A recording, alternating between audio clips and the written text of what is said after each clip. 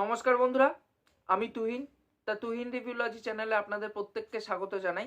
Just কিছুক্ষণ আগে আমি ম্যাডাম ওয়েব হল থেকে দেখে আসলাম সিনেমাটা। কেমন কি লাগলো আজকে সেটাই শেয়ার করব আপনাদের সাথে। দেখুন, এই সিনেমাটা আমার খুবই বাজে একটা সিনেমা লেগেছে, বিলো অ্যাভারেজও লাগেনি আমার এই সিনেমাটা। দেখুন, সনি বা স্পাইডারম্যানের যেগুলো সত্য তারা নিজেদের কাছে কিনে রেখে দিয়েছে, সেগুলো এখন যা খুশি তাই পাচ্ছে, যা খুশি তাই তারা বানাচ্ছে এবং ভাবছে যে অডিয়েন্স সেটাই খেয়ে নেবে। তারা কিন্তু একটা টাইমে ভালো সিনেমা করেছে স্পাইডারম্যানের মধ্যে। অ্যান্ড্রু গারফিল্ডের অ্যামেজিং স্পাইডারম্যান হোক বা টবি ম্যাগুয়ারের স্পাইডারম্যানের ৩টে ফ্র্যাঞ্চাইজি হোক না কেন, সেগুলো খুব সুন্দর করে তারা বানিয়েছিল। বাট তারা কিন্তু ভেনাম, মরবিয়াস বা এই ম্যাডাম ওয়েব এই সিনেমাগুলো কিন্তু খুবই বাজেভাবে তারা নির্মাণ করছে। তবুও ভেনাম পার্ট 1টা তো আমার ভালো লেগেছে এবং ভেনাম পার্ট 2টা একদমই বাজে, যেটা লেট দেয়ার বি কার্নেজ ছিল নাম। ওটা অতীব বাজে একটা সিনেমা ছিল। তবুও ওটা ওয়াচেবল হয় অ্যাকচুয়ালি টম হার্ডি সিনেমাতে যেহেতু ছিল বলে।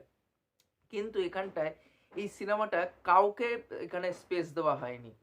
এখানটা মূলত গল্প দেখতে পাচ্ছি যে একটা যে ডাকোটা জনসনের ক্যারেক্টারটা, সে একটা কারণে একটা শক্তি পাচ্ছে এবং সে এখান থেকে ভিশন দেখতে পাচ্ছে, মানে ফিউচার দেখতে পাচ্ছে এবং সেটা কি করে তারপর পরবর্তীকালে কাজে লাগায়। এবং এখানটা 3টে টিনেজ মেয়েদেরকে দেখানো হয়েছে। এদেরকে কেন বাঁচাচ্ছে ডাকোটা জনসন, এইসব জানতে হলে 1 ঘন্টা 56 মিনিটের এই সিনেমাটি আপনাকে হলে গিয়ে দেখে আসতে হবে। দেখুন, গল্পটা এই যে 4 জন ক্যারেক্টার ডাকোটা জনসন এবং 3টে এই টিনেজ মেয়ে, এদের 4 জনের মধ্যে যে কেমিস্ট্রিটা হওয়া দরকার ছিল সেটা কিন্তু কোথাও না কোথাও সিনেমার মধ্যে দেখা যায়নি। বা এই 3টে মেয়ে তাদের মধ্যেও কেমিস্ট্রিগুলো সেইভাবে বিল্ড আপ দেওয়া হয়নি, যার জন্য এই ক্যারেক্টারগুলোর সাথে কোনো কানেকশন আমরা ফিল করতে পারি না। বা এখানটায় যেখানটায় ভিলেনকে রাখা হয়েছে, ভিলেনটা পুরোপুরিভাবে ওয়ান ডাইমেনশনাল লাগে, তাকেও সেইভাবে জায়গা দেওয়া হয়নি, তার ক্যারেক্টারটাকেও সেইভাবে লেখা হয়নি, যার জন্য ভিলেন ক্যারেক্টারটা যে এদের উপর ভারী পড়বে সেটা বোঝাই যায় না থ্রু আউট সিনেমা জুড়ে।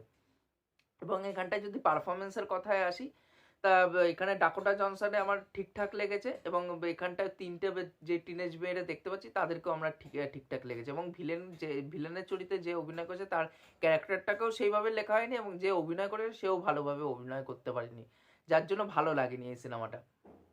আর তার থেকেও বড় কথা, এই সিনেমাটা কিন্তু আর একটু রানিং লেন্থ ডিমান্ড করতো, তাহলে কিন্তু এই ক্যারেক্টারগুলোর মধ্যে বন্ডিং, ডাইনামিক্স বা ভিলেন ক্যারেক্টারটাকে আরেকটু যদি স্ট্রং করা যেত, তাহলে কিন্তু কানেকশন ফিল করতাম পুরো থ্রু আউট সিনেমা জুড়ে। বাট সেগুলো কিন্তু কিছুই হয়নি এই সিনেমাটা। মানে এখন জানি না কি করবে এই সনি, এই মানে স্পাইডারম্যান এই ফ্র্যাঞ্চাইজিগুলোরে কি করবে পরবর্তীকালে, আমি সত্যিই কিছু জানি না। আর তার থেকেও বড় কথা হচ্ছে, যে জিনিসটা আমার সব থেকে খারাপ লেগেছে সেটা হচ্ছে যে এখানটায় এই 3টে যে স্পাইডারম্যানকে মানে স্পাইডারম্যানকে দেখানো হবে, যেই ট্রেলারের মধ্যে তারা প্রমিস করেছিল, সেটা কিন্তু ট্রেলারের মধ্যেই সীমিত থাকে, সেটা সিনেমার মধ্যে কখনোই ফুটে ওঠে না। কারণ এইখানটায় ওই সিনগুলো নেই, জাস্ট নেই সিনগুলো। মানে শুধু ট্রেলারের মধ্যেই আমরা যেইটুকুনি দেখেছি ওইটুকুনি সিনেমা হলে দেখেছি। ওভারঅলে সিনেমাটা আমার খুবই বাজে একটা সিনেমা লেগেছে। আপনারা যদি এই সিনেমাটা হলে গিয়ে দেখে থাকেন তাহলে অবশ্যই সেটা নিচে কমেন্ট করে জানান যে আপনাদের এই সিনেমাটি কেমন কি লেগেছে। আর এই ভিডিওটি ভালো লাগলে অবশ্যই লাইক, শেয়ার, সাবস্ক্রাইব করে দিয়ে যাবেন, তাহলে মোটিভেশন পাবো আগে নতুন নতুন ভিডিও বানানোর জন্য। এখনকার মতন টাটা, বাই।